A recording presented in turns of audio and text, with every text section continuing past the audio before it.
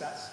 But do you think that having the services design in-house and actually having some of that specialist service design happen probably a bit earlier than might have on another project was a reason for the success, I suppose, and for the fact that you actually got the OPEs in the right place and you didn't have site rework that you might see on another project?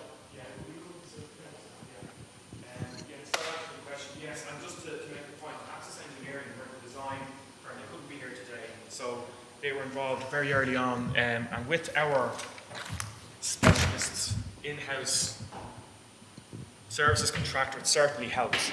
Engagement between themselves and our team was highly beneficial, there's no doubt about that. So yeah, it did help. That's right. I have a question for Paulina and the BAM team. Traditionally in the construction industry, people don't tend to help each other. Like everybody's just trying to do their job and hand it over to the next person and leave them to it. So just obviously, Paulina, from your presentation, you're obviously a well-informed client and a very proactive client in terms of what you're doing. So I was wondering if you could speak about just what you think the client's role is in a BIM process, how important that is. And then for BAM, equally, when you're working with your team and your subcontractors and your trades, what is your role in terms of trying to help the trades and help the subcontractors rather than trying to kind of force something on them? I think that a client role is absolutely crucial in this process to engage with the supply chain and actually clearly inform what we want from building in the project later on. And we mentioned EIRs. I think that it is absolutely critical to get that right, to ensure that it is laid down very, very clearly to both design team as well as contractors later on, basically go through that and say, actually, have we delivered? How far are we from the delivery? And what, in the end, we can get out of that. BAM mentioned that they've done EIRs as well. So I think that it's absolutely critical to make sure that those two parties, or even three parties with the design team, that they talk to each other and relate to EIRs, to constantly go back to the BEP, to constantly go back to the protocol, and ensure that all these are all in sync. There's probably two things. We have BIM-enabled project partners, and then we have what would be our traditional project partners or subcontractors that aren't yet upskilled to BIM. Those that are BIM-enabled are part of the execution plan, be it a design partner, a specialist designer or engineering firm, or specialist contractor. And that document is live. They plug into it and they become part of it. And we manage the process and we train people to process. I suppose on design of builds and PPPs especially, we can foster a team relationship. It's almost a new approach, but because I suppose we're up near the top, we can bring people together and create this collaborative environment, and that's what we're trying to do, and move away from maybe the traditional practices of people working in different silos. For contractors that are not BIM enabled, our engineers are using these models, are leveraging them. Drawings are still very, very important. I love taking out 2D plans and elevations, but you can now bring them into the office. You can actually show them virtually, 3D, picture paints 1,000 words and all that. And all you're doing is just leveraging what you have to help with people's understanding of what they actually have to do. If I may also add to that, I think that considering a number of sessions, BIM sessions we had with our supply chain partners, it kind of came out that there's a lot of assumptions going on, a lot of people working on the assumption, well, actually I thought that you needed that information at that time, but clearly we didn't, or perhaps we needed some information and somebody didn't deliver. So I think that the role of an informed client is very, very important to make sure that a client knows what to expect from the industry, knows what to expect from BIM, knows to expect from the partners, and also from themselves as well, and the end user, because in the end, a patient will use that facility, a clinical staff will use that facility. So I think that that mutual understanding of what we can get out of that collaboratively is very important. Any other questions there?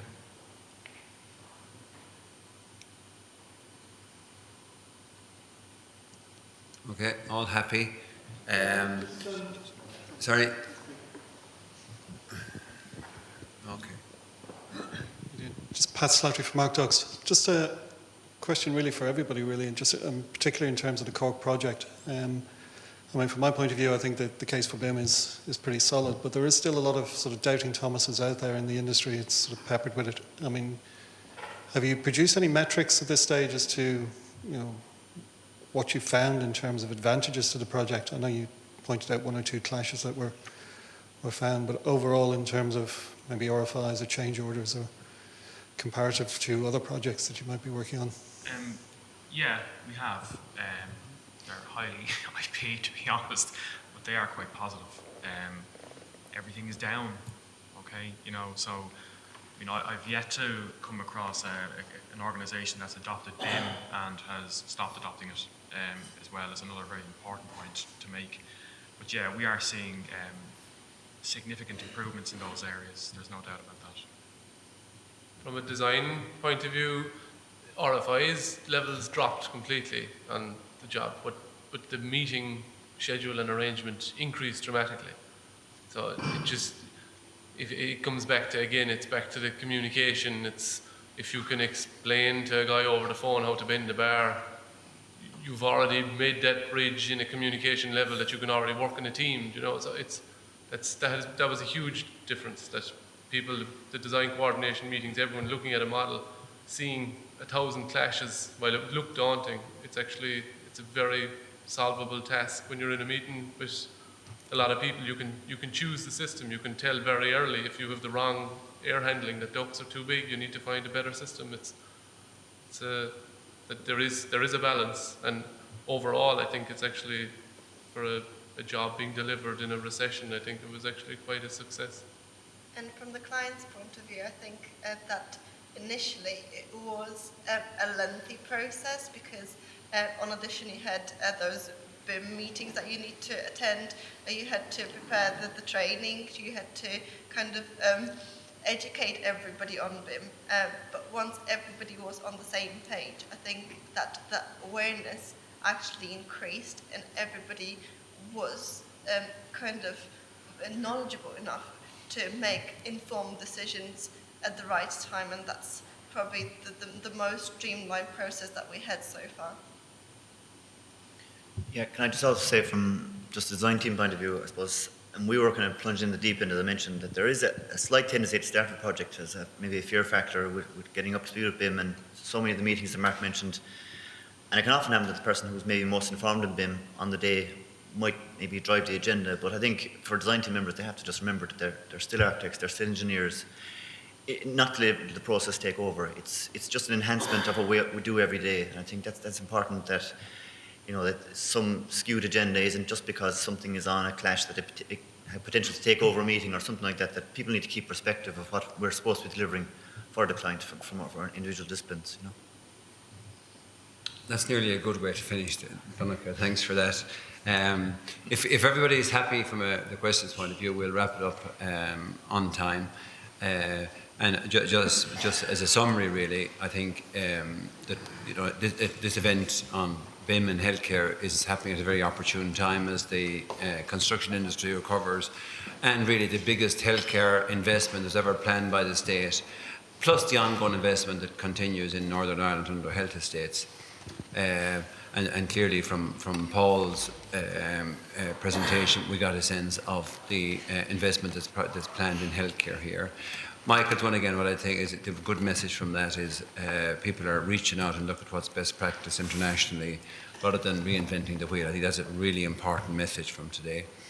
Paulina, genuinely, I took a lot from that. I just thought that, you know, there's a maturity about your involvement in it, the whole important of identifying early on what we want to get out of it and have a vision for it, the recognition of the fact that CapEx and OpEx, operate hand in hand, and to try and use technology to support our division for efficiency in both areas and not just in the building phase.